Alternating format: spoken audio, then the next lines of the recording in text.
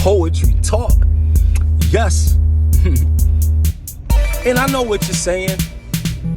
People are seeing what they see. It's people dropping off of the social media spaces and bundles. I'm seeing big channels going through it, you know, expressing themselves emotionally. You know, you see numbers falling off, a lot of numbers dropped, a lot of channels died, a lot of channels got clipped. You know, I saw a lot of my numbers fall, and this might be like, part of it might be the AI clearing out the AI. Like some bot activity is for the sake of providing traction to some channels, and maybe a couple hundred or maybe even a couple thousand views might actually be fake, or at least, you know, botted, non-human. And so the trimming of that, if it goes like unacknowledged, not understood, the said content creators might be like, look, man, look what they're doing to me. When it really just, if you follow what was going on with Spotify, etc., then you'd have been like, look, man, you know, other people are watching what's going on too, and they probably following suit. Like, hey, we don't want to get caught up in no fake traffic type of thing. We don't want to get caught up with that, with botted, you know. We don't want to spend 5 nights at Freddy's, you know, to be being prey to the animatronics. We don't want to run into Chica. We don't want to run into Freddy. We don't want to run into Foxy. We don't want the animatronics. And it is what it is. You know, it's nobody's, I guess essentially it's nobody's fault, right? Because we can't go all the way back to the genesis of this thing. We'd have to deal with what's what in real time. And, you know, you have to keep on pushing. You have to keep on pushing. Yeah, the old adage, just got to keep on pushing, you know? Yeah, real talk. You literally do just have to keep on pushing. Or, depending on how you're doing it, in the way I would kind of say it for myself, yeah, the pushing part is true, but doing a lot of pulling. Don't just put it out there. Always be trying to sharpen it up. Don't fall into the insanity trap of doing things exactly the same way and expecting the same result. No, after a few trials, switch stuff up, add different ingredients. Remember, if you approach it like a scientist, you'll approach it in a more a non-polarized way, where you won't feel like it's life or death each result, but you'll know that eventually you're gonna want to improve on it, so that your perspective and your living in the dash between life and death is more fulfilling.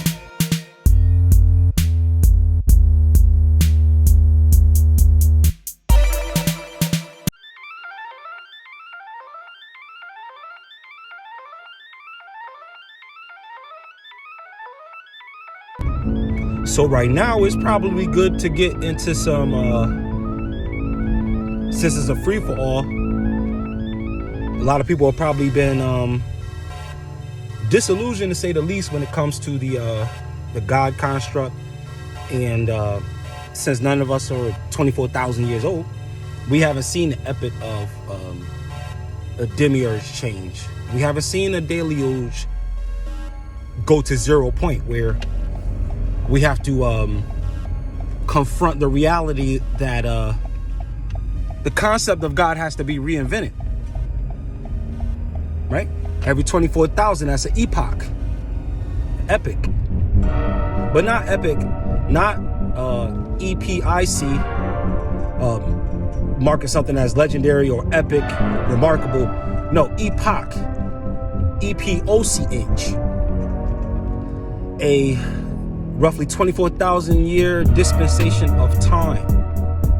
A bundle of eons, 12,000 on one, 12,000 on the other. 12,000 for day, 12,000 for night. 12,000 for Israel, 12,000 for the disciples.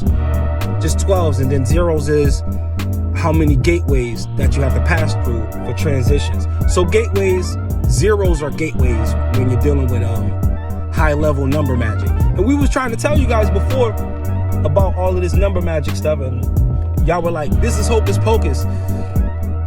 You know, we don't want to get into all of that, but it's deeper than just relegating it to some school of thought.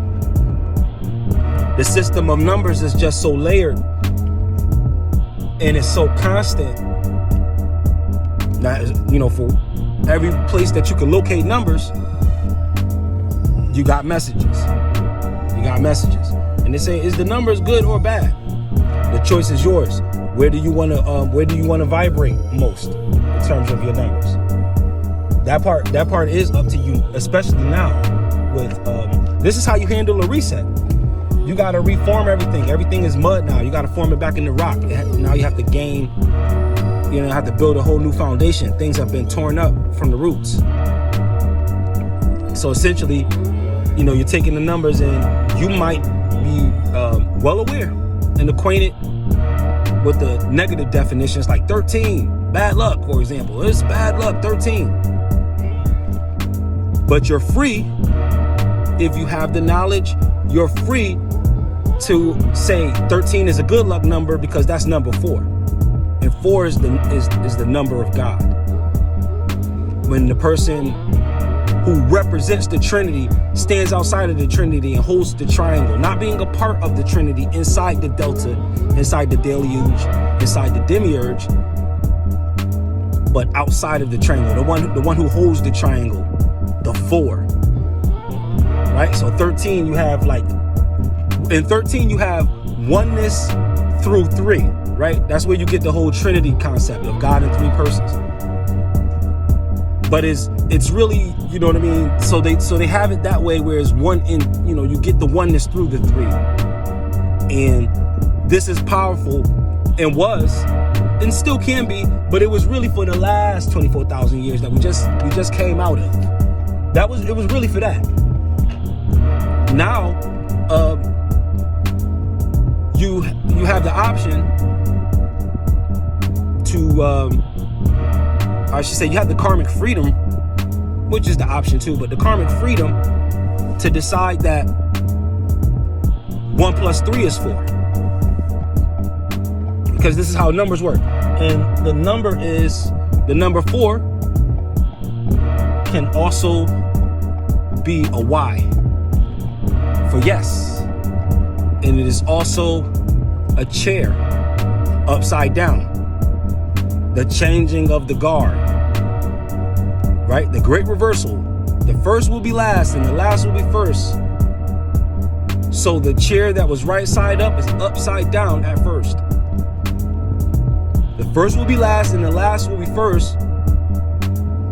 The chair that is right side up was upside down at first. That's a mystery behind the number 4 and 13. 13. And then a black cat. You know, a black cat crosses your path. That's bad luck. We're dealing with more gateways again. So what is the term that you hear in a lot of 5% nation circles? God being God was understood as God cipher divine, the 0 being cipher, the D being for divine. And then God meaning something that stretches into a few different things. If there can be a group known as God, like functioning as when you go to the Elohim story and you go back into the Anunnaki, if this is the case, then all would have to be God by default. Because you can't have a group of people who's called God and everybody not be God. It's just some gods are excluded from certain groups. Some gods have to go through multiple cycles of existence, never knowing that they are a God, and always feeling like there's something lesser, not knowing that by being in the image and likeness of God, they're already a God. They're just in a different body. They're in a human body experiencing the limitations that apply to the 3D world, allegedly, because you still have miracles. You still have the miracles. Clees for the spoken word. Mirror, reflecting the spoken word. A miracle, a miracle. you're reflecting the spoken word. What spoken word? Whatever word you speak and you want to believe is true. So we're in that time now, because this is also going to answer the question of, well, you know, why does God allow bad stuff to happen? This is it because people are choosing to use the power of God to destroy one another. That is why. It's not a matter of apparently allowing or not allowing. And the idea of karma is so interwoven into an individual's personal life, their decisions and their thoughts, that, you know, nobody can really put an ultimate thumb on the hows and whys of someone else's karma. We're not sitting there reading their mind 24 hours a day. We don't know every single thought they think. We don't know every single action they've taken. We're only working on patterns or what we can see. We're only working on that, what we can pick up and recognize. That's not going to be everything. So a person has to, they have their choice to do this. Let's break down, open up this number of the 144,000, because you're going to be like, well, who's the chosen? You know, who are the chosen 144,000? 1 plus 4 is 5, plus 4 is 9. 9 is the number of the psychic teacher. This is the highest number of completion. After that, with 9, you can only pass through the gate and be the 1 all over again. So 9 is the highest number. That's the psychic, the master teacher. You know, that's the all things clear. Clairsentient, clairvoyant, claircognizant, everything, all things clear. Clairaudient, all things clear. Shock paddle status, everything clear, everything clear. The 9 has that energy in it. And the 9 is, in this regard, the closest number, one of the closest numbers to the 1. To 1. With the exception of 2. 2 is, you could say 2 is even closer, but I can't measure the space of 0. You understand? So for me to say 9 is the highest number, after that we go back to 0, but 0 is a gate that you pass through to another level of 1, not the same level of 1, right? Don't the old saints say, on Jacob's ladder, every round goes higher and higher? You can choose to descend and go lower and lower, but either way, each time you pass through 0, you're on another floor. You're either up or down. This is how number magic works. The zeros are portals. So, I mean, the space of the portal, you could say that 9 is just as close to the number 1 as 2 is. 2 is directly to the right of number 1, but you can also say, since 0 is not a number that's blocking it, is simply an archway. So when you look at it like this, the numbers take on deeper meanings, because what you're doing is you're syncretizing these things, you're synthesizing these things. You're not throwing out anything. You're really leaving everything on the table. This is, again, and I said this in many videos, but I don't mind repeating it a lot. I hope I'm repeating it a lot, because it's an essential message. Again, salvation, taking a bunch of broken things and making a brand new whole thing out of it.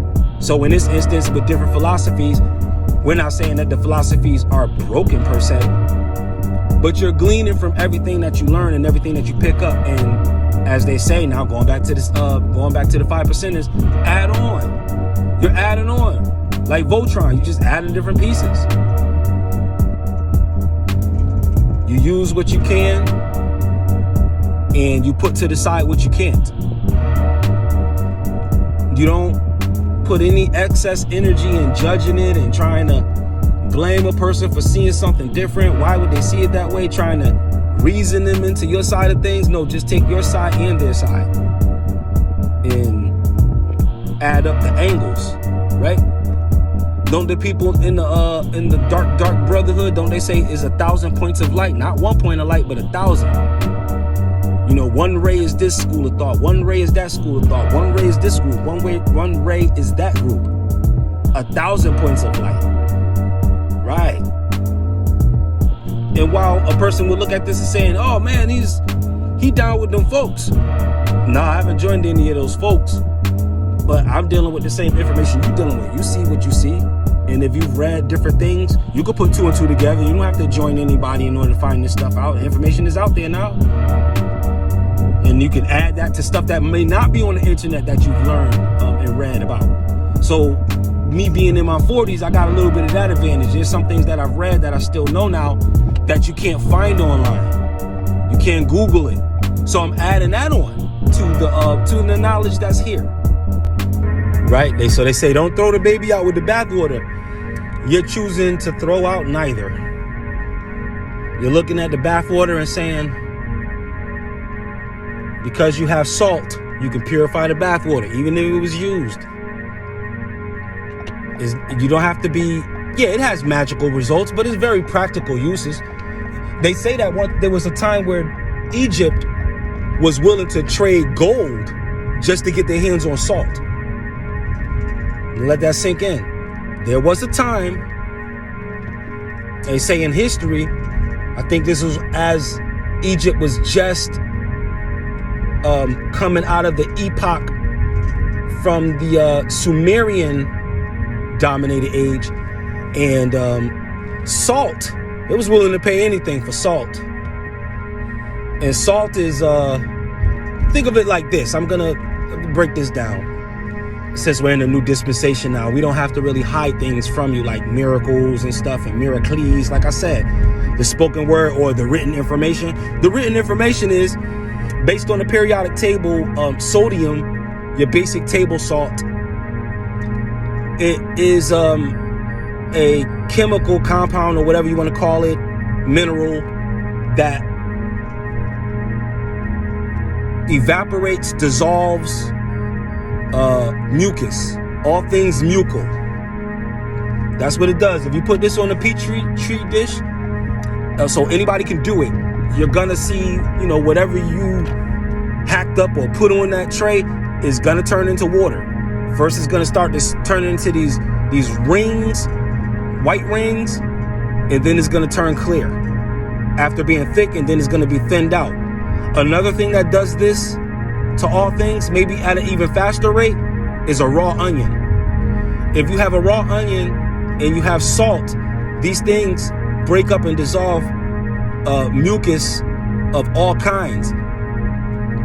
Now, you want to make sure you verify with your own research in terms of how you want to view that medically.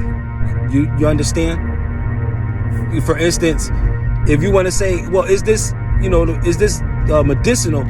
Because, you want to consult with a licensed medical professional in the field and see if the chemistries are the same, because when you're going into the medical field, there's chemistry that is on all sides of it. Depends on how high up you want to go. As far as psychiatry, I had to be a chemistry whiz. That's part of the default. At first I wasn't really interested in chemistry. I found out later on that I had a line of alchemists in my family in different generations here and there, and it was more so your typical, what they would call maybe homeopathic remedies, or what they may call holistic remedies. So whether or not all manner of salts and a raw onion or anything of that acidic value, is it enough to dissolve a tumor, a malignant cancer cell? Is a malignant cancer cell, is that mucal? Does that start that way? And if that's the case, is the radiation, is that what it's there to do, to fry out the malignant cancer, or the buildup, the phlegm, the mucus? Remember, now I'm openly speculating, so, and I know how vigilant the medical field is about, what's what. So that's why I'm openly saying that I'm openly speculating. Because this way, it opens up the energy where people could kind of come in the comments and bring their expertise to it without feeling like it's on the edge of something that they have to defend per se.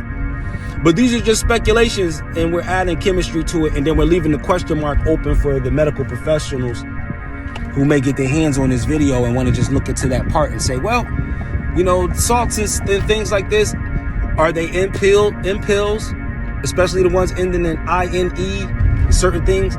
Are these pills essentially salts? These are questions. I can't say definitively whether they are. I can only say it seems as if, and based on my experience, when I've had the flu, cured it with salt and onions. When I had a cold, I cured it with salt and onions, raw. Did I smell like takeout food? Yes. Was I sick though? No. It's worked for me. If you should, get any colds or any kind of illnesses like that, use whatever you use that works already. I'm not telling you to abandon that, but I'm leaving that in the air for anyone who may not have a remedy, may not be able to afford a remedy, that things like salt, things like being well hydrated, these things, they may assist you. If we're talking survival mode, we want to talk survival talk. These are very practical things. Another one is the matter of hydration and clean drinking water.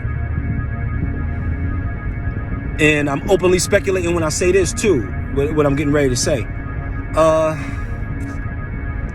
If someone can't afford to purify their water, can this water be purified by boiling it? Can it be steamed out? Can the whatever impurities would exist in water, whatever lead levels, fluoride levels, chlorine levels, can these things be boiled out of the water, as in like humidifiers, etc.? If this is an obvious yes, then it's yes. If it's not, then it's not. But I'm leaving the question open, speculation. And if you want to know my stance on it, I would say it seems as if you can purify water by boiling it. It seems as if water can be purified via steam. That can take out the impurities. I'm not sure of if it can do that of all things or even of most. But I'm willing to go ahead and wing it and say that it could probably take out some impurities, right? At least some. So if a person is boiling their water, if they can't, they don't have stovetop, they put it in the microwave and let it cool off. Did they purify their water? It's not as convenient, but that method might be free. And I don't know what the Brita deals are. And if a person doesn't go that route, we're going back to the salt and stuff and things of that nature. So we don't know for sure. And those that know, they know. But it's okay for every now and then some of us to just put ourselves out there and ask the questions, leave it open to speculation, because we're probably gonna have to use everything we know coming into this new epoch, because we don't know what's gonna be what's what. And I think rather than trying to see what types of beliefs land, we could just build on what works now and see if there's any revisions that may need to go along with what we're already learning. Super T Sigma programming. Stay illuminated, people. Happy epoch. Conquer self.